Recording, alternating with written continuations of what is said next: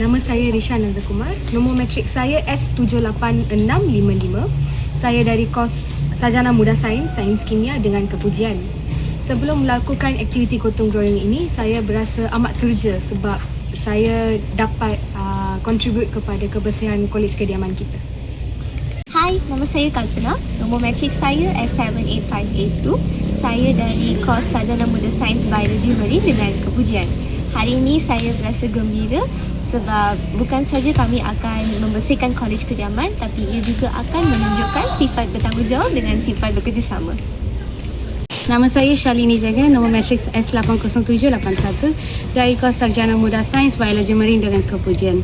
Aktiviti gotong royong ni memberi peluang untuk saya untuk membersihkan kawasan kolej kediaman dengan bersih dan selamat. Hai, nama saya Tarini Anak Perempuan Tanah Balan. Nombor matrik saya S78622 dari kos Sains Sarjana Muda Sains Biologi dengan kepujian. Saya berasa amat bangga kerana diberi peluang untuk menjalankan aktiviti gotong royong ini bersama rakan-rakan sekalian. Hai, Assalamualaikum. Nama saya Nur Siti Aisyah binti Manawi, S79959 dari pengurusan maritim.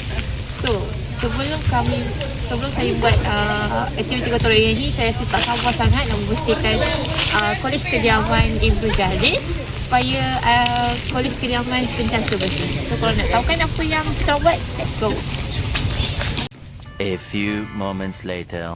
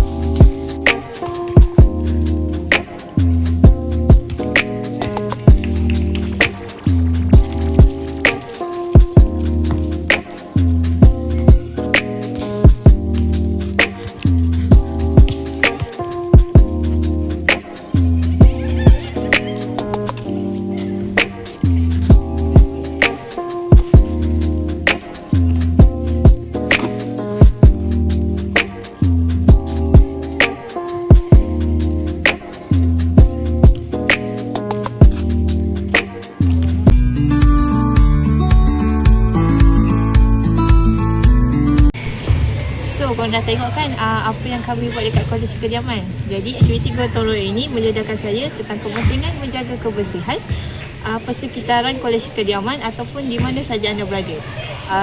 Melalui kerjasama, tugasan dapat diselesaikan dengan teratur dan cepat. Setelah selesai aktiviti gotong royong ini, saya telah belajar erti tanggungjawab sebagai penghuni Kolej Kediaman ini.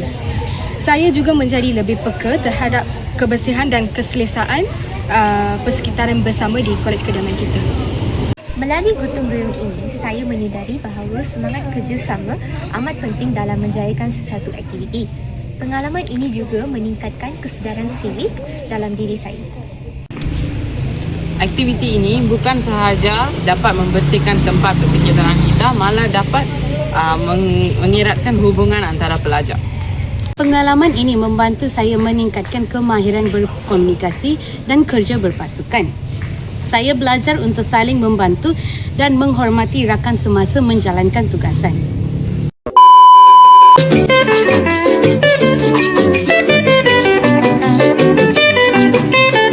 The End.